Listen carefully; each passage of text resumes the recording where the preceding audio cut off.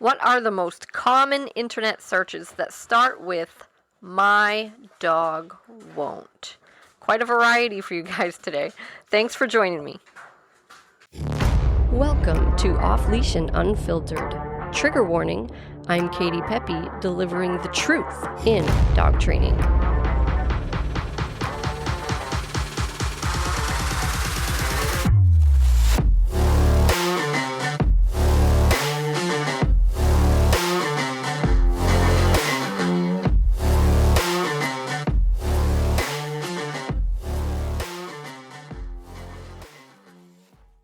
Hey everybody, thanks for joining me. I'm Katie Pepe, owner of Diamond Canine Dog Training in Biddeford, Maine. We specialize in e-collar training. We do off-leash obedience to get nice, reliable off-leash behavior, and also a strong focus on behavior modification, so helping people stop unwanted behaviors like barking, leash pulling, jumping up on people, you name it. We can help with that. Also more serious stuff like reactivity and aggression, anxiety issues, and love doing state of mind work with nervous, fearful, and anxious dogs. We also offer puppy programs. So that's who we are and what we do.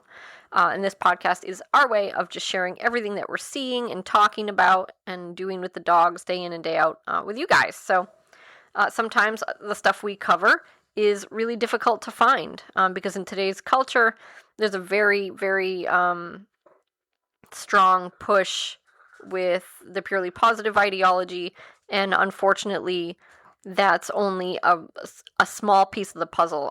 Very, very powerful tool. We use a ton of it, but unfortunately, a lot of the other stuff that's important either gets overlooked or outright buried because, again, there's just an agenda out there, and it's hard to find the truth. So we are very happy to share that with you, and this information, just put it out there for those who are looking for it, because it is so hard to find. There's so much garbage out there on the internet between the ignorance and the lies and the judgment.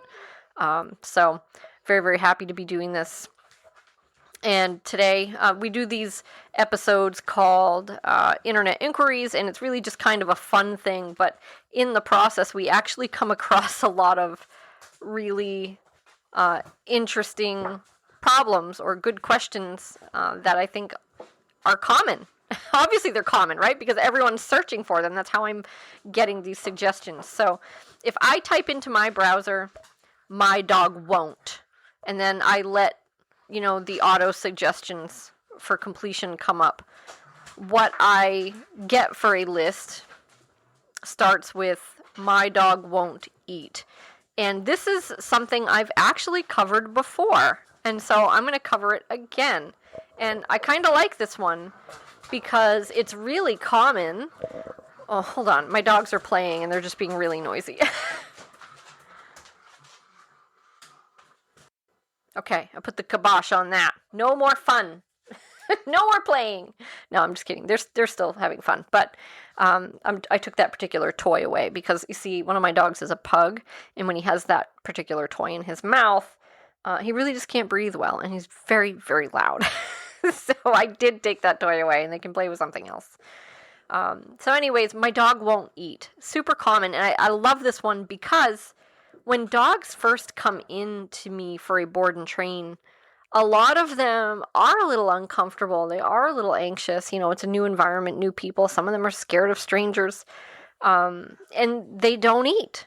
And it's not particularly a problem in that instance, but people tend to freak out. And so I like to cover this one. So first of all, let me just preface this by saying, if your dog won't eat at all, then there's probably a problem, right? That doesn't mean you should panic immediately, unless there's other symptoms that are concerning.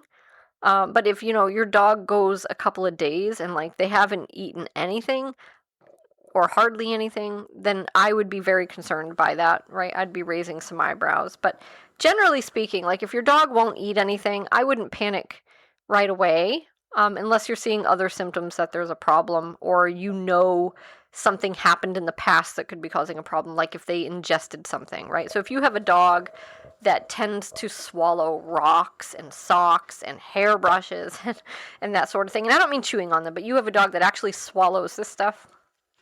Even if you didn't see it happen, but you know that's their tendency, like they have pica, and then one day they're not eating anything. In that case, I might go straight to the vet, right? Because I know my dog has a tendency to ingest things that they're not supposed to. I know that can be a hazard, and now they're not eating at all, which is certainly potentially a symptom of an impaction. But my mind wouldn't jump there otherwise, unless I know that's a tendency for my dog, or if I saw that they ingested something, then yes, I would be worried about that. But, if your dog isn't lethargic, if they're still drinking water, if you know how to check their temperature, that sort of thing. If you're not seeing other signs that, like, they're not okay, then maybe it's nothing, right? Maybe they just feel off today. No big deal. Maybe they'll feel better tomorrow. But again, you have to use your judgment and look at your dog. And just disclaimer, I'm not a medical professional, so my intention here isn't to give anybody medical advice necessarily. I just, if it were me and it was my dog, that's the way I would be looking at it. Usually we look at the dog as a whole, right? What's normal for them? Is everything else seeming normal? Is there a high risk of impaction because we saw them chewing on something they weren't supposed to have, or we know it's their tendency to do that? In those cases, I tend to panic a little bit sooner. But dogs have off days just like we do, and they just don't feel good, right? But if this is going on for an extended period of time, then there's definitely something off, and you should certainly have your dog looked at. Now, the more interesting cases to me are when people just say their dog won't eat enough, right? This happens often because people get puppies. Puppies are growing fast, right? They're growing quickly. And so they need a lot of calories, a lot of nutrients, and they're eating a lot of food. And then what happens is puppy gets to be, 8 months, 10 months old. Those caloric needs start to drop off because the growth slows way down, and people are still feeding them like they're 5 months old, which is probably like peak food intake. And so some dogs will just continue to eat it, right? And then we see them get pretty chunkamonka. But a lot of dogs won't, right? So you keep serving them these puppy servings that are really big. They don't need it, and they're not a super food driven dog, so they just don't eat it all. And then people start to worry about their dog and their dog's appetite and how they're not eating enough. And so now what the person does is they go and they put like gravy in it or chicken in it or bacon, whatever, just something that the dog likes, and they dress it up, and the dog cleans their bowl. It makes the person feel better. But now basically your dog has, number one, just taken in calories that they don't really need. And number two, they've started training you to put goodies in their bowl. And so sometimes what will happen, right, this will happen 2 or 3 times in a row, because again, the caloric needs have just dropped off and your dog's not super food driven. So they're just not eating all their food because they don't need it, right? And so this happens 2 or 3 times in a row, and we respond each time by putting goodies in there. And so now we're getting into this pattern of A, trying to encourage our dog to eat food they don't need, and B, teaching them that if they don't eat it, we'll come put this yummy stuff in it, right? And so then sometimes they stop eating their food altogether until you mix it in with this stuff, because they've learned that if they just let it sit there, you'll come over and you'll put all these goodies in it, right? And so now we have 2 bad things happening, where your dog is learning not to eat their food if it's plain, and your dog is eating way too much food. And then, of course, we see them get overweight and potentially become obese, and that's not great for their joints and their lifespan and all this business. So if your dog slows down with eating, once they get, depending on like the size of the breed and their metabolism, right? Because, of course, every dog is a little different. I know I say that all the time, but it's true behaviorally and physically. But, if you have a toy breed, this might start much earlier. If you have a large giant breed dog, it might start much later. But, somewhere between the 6 and 12 month mark, usually. And I think for most like average large breed dogs, it's right around the 8-month mark. They really kind of start to slow down with their intake. So don't be surprised if that happens.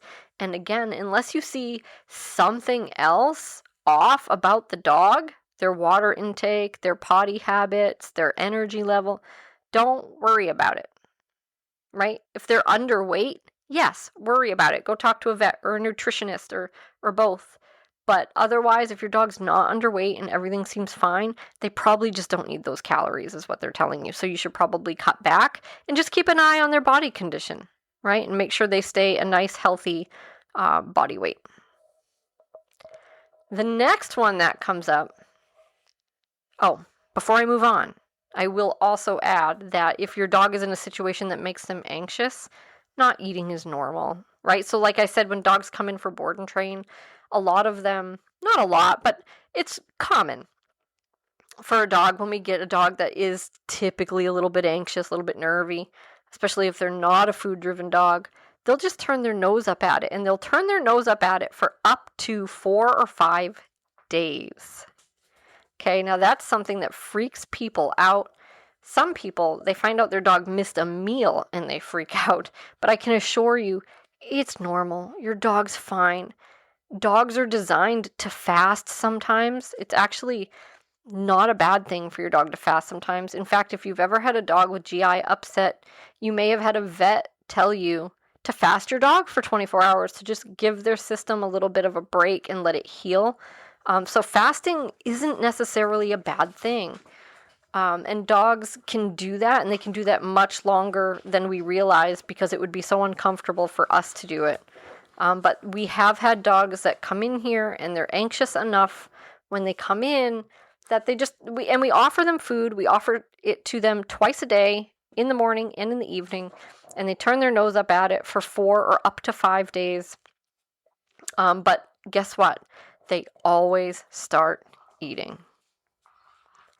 They always start eating. So you can't let that creep into your head and make you panic. The dog has to eat, and they'll eat. They'll eat when they're ready. I promise you. Like they always do. Always. We've never had a dog that didn't start eating. And most dogs, when they turn their nose up at food, it's only a day or two. But sometimes we do get one that will go longer, 4 or up to 5 days. But usually on that 5th day, they turn that corner and they decide they're going to eat. And after that, they often just clean their bowl every meal. So it's just, a matter of waiting until the dog is ready and comfortable enough to eat in that environment. And then we're usually golden at that point. I have never had it become like an actual issue where we had to send the dog home or anything like that. They will eat. They'll eat when they're ready. And the important thing to me is to just be offering that food twice a day. We don't offer it 100 times a day. So if the dog turns their nose up at breakfast, I'm not going to offer it to them at noon and at 2 p.m. and at 4 p.m. We don't do that. And honestly, it makes the food less appealing and less of a necessity to the dog, right? Because they know it just keeps coming back. It keeps coming back, or it sits in the kennel all day. Neither one of those are good. So dogs that tend to not eat enough, which is rare. Most dogs will eat enough to sustain a healthy body weight, but some dogs don't, and they always look like they're just a little bit underweight, right? If you have a dog like that, who's just not that into food, not food driven, is a little bit underweight, and they tend to turn their nose up at their meals, don't let it sit in there all day, guys. Don't make it available all day. Make it scarce, right? It goes in the morning, and then it comes out. If you don't eat it in 15 or 20 minutes, I'm going to take it out. It isn't coming back until dinner. And yes, they might eat a little bit less that day and the next day. But what's going to happen over the course of a few days, a week, is you're going to set a strong pattern of I put the food in, and you either eat it or it goes away. And a lot of dogs are going to start cleaning their bowls. So we've seen that pattern a lot before too. We've had dogs come in that don't eat well at home, and they come here and they start eating like champs. So that's usually the best approach. And free feeding isn't great anyway because it can lead to obesity. It can encourage resource guarding, all these things. I just don't love it. So goes in the morning, and that's it. It goes away until the evening. All right, next. My dog won't drink water. Well, I don't have a ton to say about this one, except that, again, take into account the entire dog, the entire picture. Are there any other symptoms or problems? Water is something that obviously is even more necessary than food. Your dog cannot go as long without water as they can without food. So I would be much quicker to get vet attention for that if they really weren't drinking any water at all. However, again, people tend to get all hyper bent out of shape about this, just like they do with food. My dogs are acting up again. They're playing. Now they have a ball, but the pug is just he's a very noisy breather, and he started squawking as well. Oh, hey, come on. I don't know, this squeaky barky thing is new. People tend to get bent out of shape really easily about this. So if they have a dog on kind of a hot day, or if they've been doing some training, which obviously I see a lot because I'm a dog trainer, then they're just certain their dog needs a drink. And if they present their dog with water and their dog doesn't drink it, they tend to get a little upset about this, and they keep trying to encourage the dog to drink, and they're like shaking their hand around in the water, and they're pushing the water toward the dog and all these things. And don't worry about it. Like you offered it, you did your part. You offered your dog water. You made it clear it was okay to drink the water. If they don't want it, they don't want it, okay? Now, if your dog just isn't drinking water at all, they go the whole day, they don't take a sip of water, maybe you should be concerned, right? Especially if their potty habits are off and they're not peeing the way they should, too much or not enough. Then maybe you need to get some vet attention. I don't have as much to say about this one, except that I think people tend to get bent out of shape in certain contexts where they think their dog should need a drink, which is different than like your dog just never drinking at all. Obviously, that's more of a concern if that happens. I will say, too, though, that if you have changed your dog's dog food, it may have more or less moisture in it, which can change things. I know, for one, when I switched my dog to a raw diet, his water consumption went way down, which is very normal.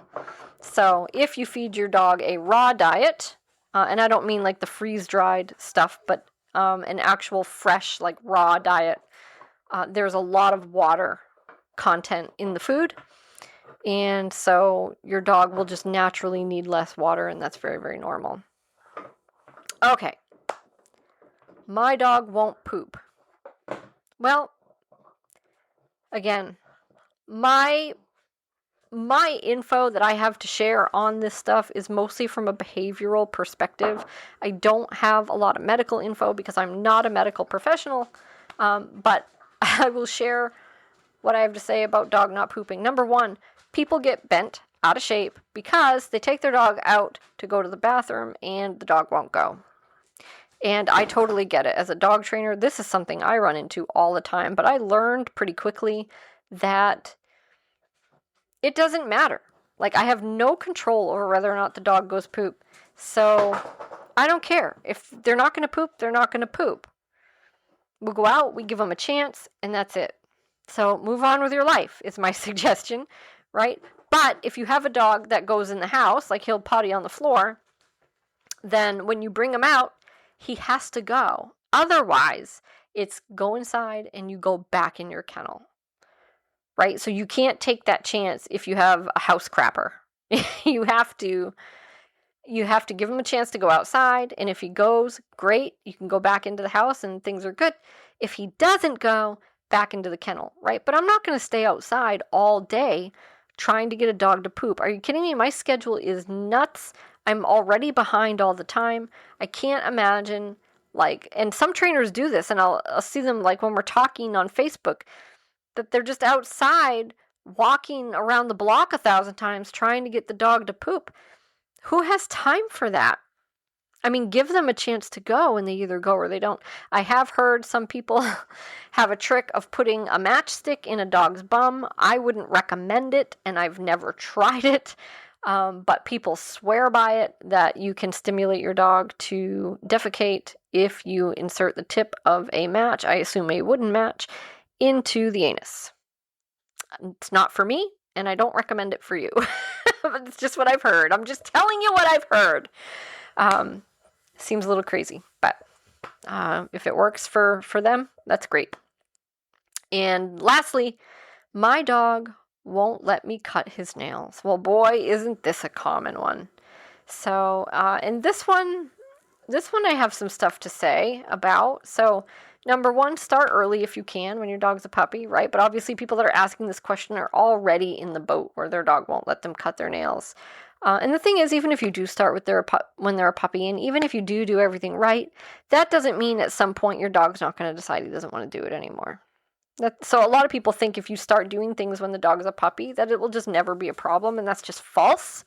Especially things like resource guarding. We see people, I'm putting my hand in the food dish, right, when he's a puppy, and he's going to learn that that's fine. It's like, it doesn't matter. Like, if your dog's cut out to be a real resource guarder, it's just not going to matter. Your dog's still going to be a resource guarder. In fact, he might even be more likely to be a resource guarder, right, because he's probably going to get sick of you screwing with his food. So that's not necessarily going to matter. But anyways, not to get off topic, but, just because you start when they're a puppy doesn't necessarily mean that they won't put up a fight later on in life. But I think it is less likely. Like, if they're just used to the routine, I think that's better most of the time. But, not always. And so if you have a dog that won't let you cut their nails, the most important thing is you have to do it, right? It has to be done, and they're going to have to deal with it. So if you have a dog that's actually a biter, you need to muzzle them up for safety for two reasons. Number one, we don't want anybody getting hurt. And number two, we don't want your dog to learn and continually learn and cement the behavior that if they do try to bite you, you're going to let go, they're going to get away, or you're going to give up and stop the whole thing altogether. Right? Because then we're just encouraging that behavior and reinforcing that behavior, and it's going to get worse. So muzzle is really important for your safety and for your confidence, so you don't reinforce the dog for being nasty. But once you decide to do it, you're just going to do it. It has to be done, right? And so for some dogs, if they're really, really a disaster when it comes to nail cutting and they're just absolutely out of their minds, sometimes it takes multiple people to hold the dog still while someone cuts their nails. And if that's the case for you, I hate that for you, and I'm sorry, but that's just the way it is. There's no fairy dust, there's no magic. It just has to be done. You muzzle up the dog, you get the people to help you, and you just do it, right? Or you can have the dog sedated, which sucks. But usually this is the way to go because you actually have a hope at getting the dog over it, right? If they're just sedated, if they're actually like put under when their nails are getting done, then they're obviously not learning anything in that situation. They're not learning how to tolerate it. So, I think it's best to do it with the dog awake, and just dive into the deep end if possible.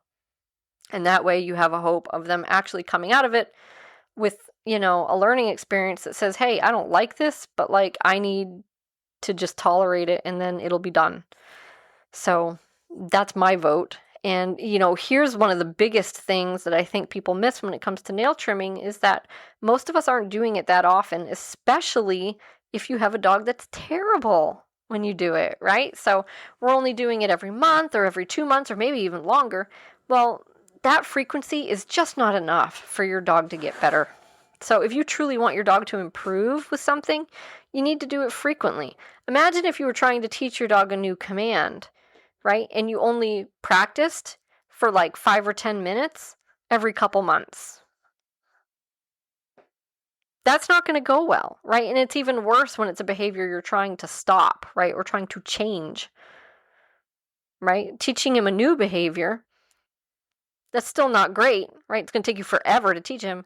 But when we're talking about stopping a behavior, changing a behavior, it might never happen because there's just so much time that goes by in between that the dog has fully regressed back to its normal default crappy behavior. So the key with nail trimming, really, the first time you do it, not the first time you do it, but when you're trying to get the dog accustomed to it, is to do it frequently. So you muzzle the dog up, you get help if you need help, and instead of doing a full nail cut, what you do is you just trim the tiniest little sliver off from every nail. And or just do every other nail, right? And that way, now you can come back to it. You can come back to it later on that night. You can come back to it in a couple hours. You can come back to it in the morning, right? But you can come back to it and do a little more. And then come back to it and do a little more, right? And you want to draw the session out enough. You don't want to just do one nail. Like, do a little bit on every paw. And maybe sometimes you're not even really trimming at all. Maybe you're just touching it with the nail clippers. Maybe you're tapping it, right? Maybe you're just applying pressure, right? Because sometimes it's just that pressure on the nail that makes them freak out. But you're going through the process of nail trimming or something extremely similar to nail trimming. And you're doing that for a few minutes, and you're going to revisit it frequently. Like every few hours if possible, or at a minimum every day. And the dog starts to learn after 3, 4, 5 of these sessions that number one, there's no way to get out of it. And number two, if they cooperate, it's not actually that terrible, and then it's over. Right? And once they start making better choices, if you want to incorporate a little food, you can. Right? And some people will just like smear peanut butter on the floor or on the wall and let their dog lick it while they trim their nails.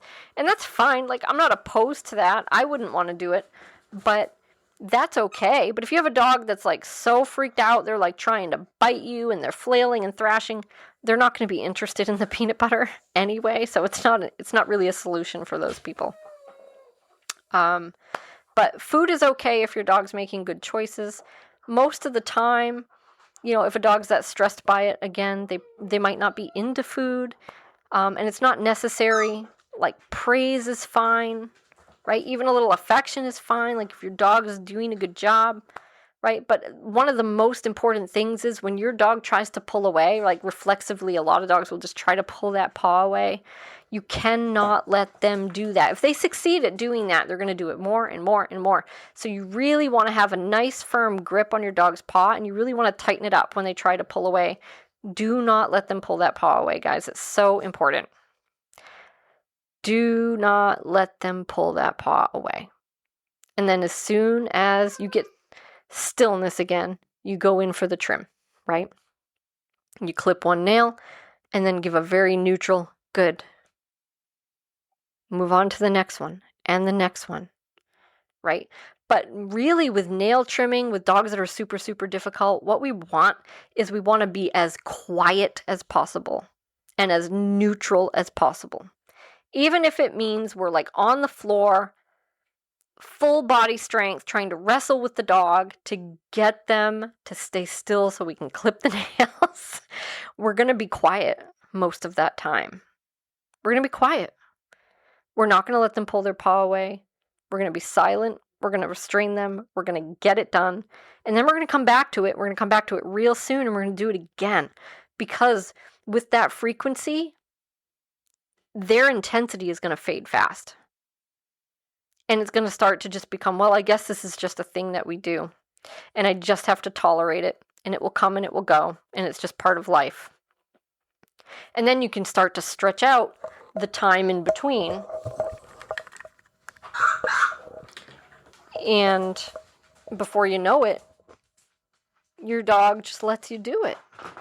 So that's what happens most of the time. Right? And if I do have a dog that's really nippy, mouthy when it comes to nail clipping, I will do a correction if they try to bite me, usually with a bonker or something like that. But just for the dog trying to get away, or trying to pull their paw away, I don't usually do it for that. The bonker is fine when it comes to nail trimming, but I want to reserve it for like really important, meaningful moments, right? I don't want to be sitting there bonking the dog the whole time we're trying to trim his nails. That's stupid. It's meaningless. It doesn't teach him anything. It makes the whole experience worse. But I will absolutely extract certain moments during the exercise where if the dog is just being an absolute shithead, right? Trying to bite me or just totally flipping out, like way over aroused and panicked. Yes, that's right. I said I might bonk a dog for being super panicked. Right? I will try a bonk. And I'll just see what happens, right? Because most of the time what happens is the arousal comes down, right? And so we'll bonk them, we'll give them a second to breathe, let the arousal come down, and then again, being very quiet and very neutral, we'll get back into it and keep it going. Nothing wrong with that, right? So incorporate all of your resources, try some different things. A bonker, by the way, if you don't know, you should know if you're listening to me, but if you don't know, it's a rolled up cotton towel with a rubber band on each end to keep it from unrolling. And when you use that, you always say no first, and then you pop the dog right on top of the melon with it, right on top of the head. Firmly. Very firmly. Okay, so it's a cotton towel. It's not going to hurt them. But if you're not firm, then what happens is you just desensitize the dog to it, and it's no longer a tool that does anything. And the magic of the bonker is that it's fantastic for bringing down arousal. And guess what? If you have a dog that's super nervy, when it comes time to nail trim, arousal is your problem. So that turns out to be a great tool for some folks. Not everybody. It depends on the dog. It depends on the situation. It depends on what's happening. But you can try some stuff. Okay? Try some things. But if I have a dog that's trying to bite me, I would prefer to have a conversation about that. But, some dogs too, it's like the moment they know, like, it's just not going to work, they stop doing it. And that might be the route to take, right? If you have a dog, they're muzzled up, you're not afraid of them, you're not letting them go, you're not giving up, then a lot of dogs are only going to try that once and they're going to stop because it doesn't work. Right? But again, if you have one takeaway from this, guys, it's frequency. Okay? You're never going to get your dog used to it if you're only doing it every month or two. So come back to it later that day, come back to it tomorrow, the next day. A few times in a day is great if you can actually do that. But frequency, that really is the key. And most dogs, like I said, after a few times, they're going to give it up and it's just going to be whatever, right? And they might not love it. They might never love it. But if they can tolerate it, now you're in good shape. That's it on our list from our internet inquiries. So that's it for today, guys. Thanks so much for joining me. Please do submit your suggestions, questions, or any comments. Love hearing from you. Always looking for things to discuss and talk about and ponder. And you can send those to me at Kati, Kati, at diamondcanine, CANINE.com.